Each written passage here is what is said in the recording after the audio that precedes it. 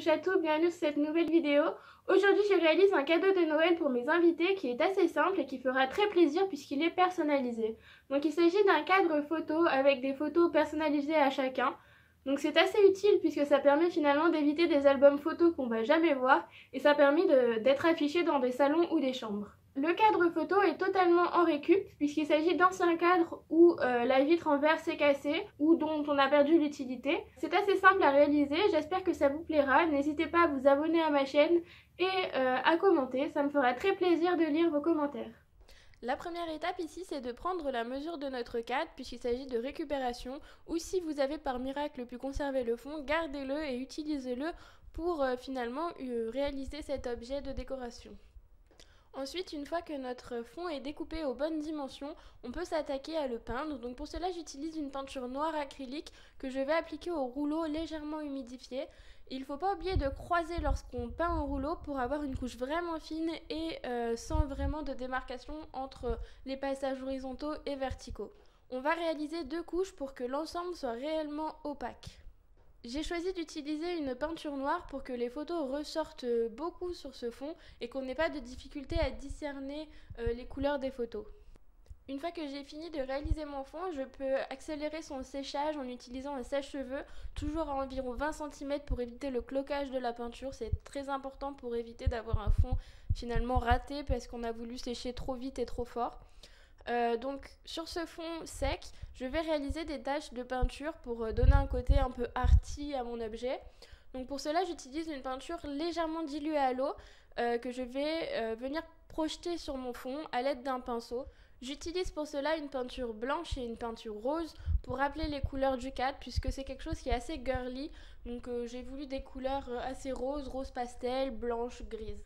Ensuite, on s'attaque au cadre. Donc pour cela, j'utilise une peinture rose claire, légèrement poudrée, pour éviter un rose trop flashy. Et je vais passer 2 couches sur mon ensemble pour avoir une couleur vraiment opaque et qui recouvre finalement complètement la couleur d'origine du cadre, qui était un mauve clair.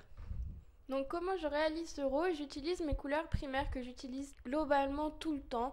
Donc ici j'utilise un blanc, un rouge et une légère pointe de gris et je vais mélanger l'ensemble pour obtenir un gris clair. Donc dans ce mélange il y aura principalement du blanc.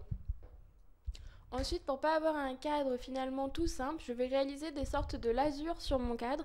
Donc je vais utiliser le rouge qui m'a servi de base à ma teinte d'avant, du blanc et du noir pour réaliser ces lasures. J'utilise une brosse à poils durs que j'humidifie légèrement et je vais venir finalement sans précision puisque vous pouvez voir sur les images que j'utilise ma brosse très loin des poils et je vais venir balayer mon cadre pour pouvoir créer cet effet de lasure ou de touches de couleur. Vu qu'il s'agit d'un cadre photo qui va évoluer au cours du temps, c'est-à-dire qu'on va venir changer les photos de place ou changer complètement les photos qui nous plaisent plus, j'ai voulu ajouter un autre élément qui permet de venir punaiser des éléments qui nous ont marqués ou qui nous font penser à quelque chose, par exemple des tickets de caisse, des billets de train, des titres de voyage ou des post-it avec des petits mots gentils. Donc le liège va venir ici pour permettre de coller tout ce que l'on veut à l'aide de punaises. Durant cette étape, je vais venir tracer les motifs que je souhaite incorporer dans mon design et je vais venir les découper à l'aide d'un ciseau. C'est assez fin comme matière et assez simple à couper avec un simple ciseau finalement.